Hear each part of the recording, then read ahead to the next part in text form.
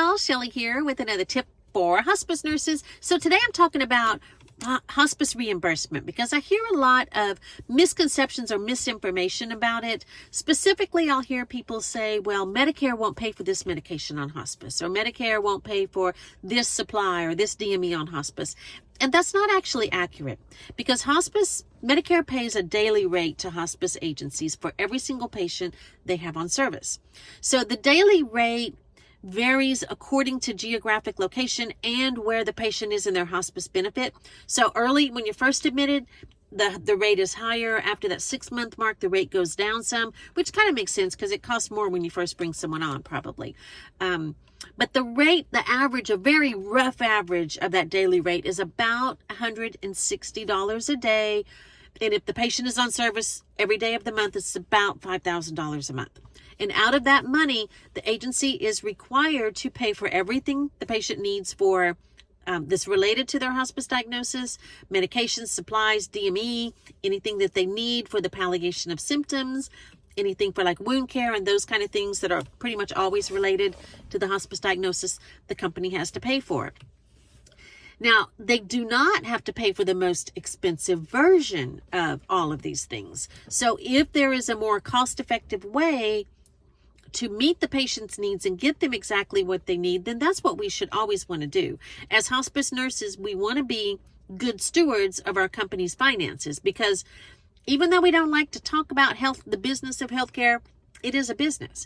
Every company has to make a profit or they're going to cease to exist. So we want to be good stewards of that. So for things like supplies, I want to give my patient as much of what they need and everything that they need.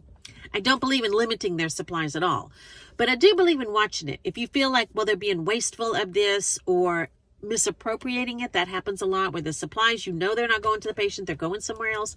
I'm going to step in these instances and possibly put some limits on these and have some discussions with the caregivers about it.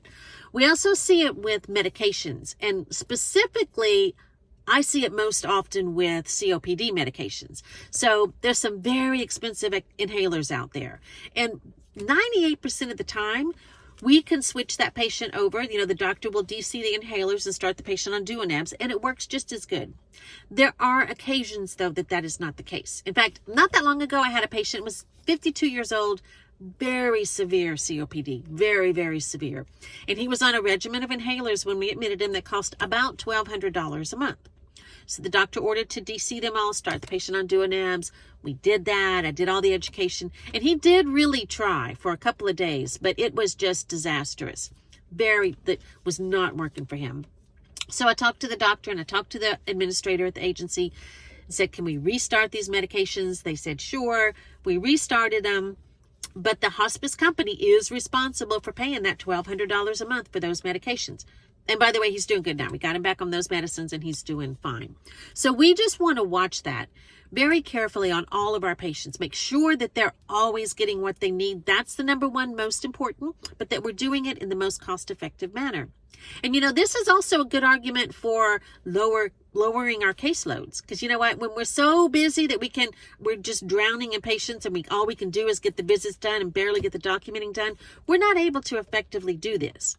If we have a lower caseload, we can really help to manage our company's resources and improve the patient outcomes and, all of that. I know I don't have to tell you guys all that.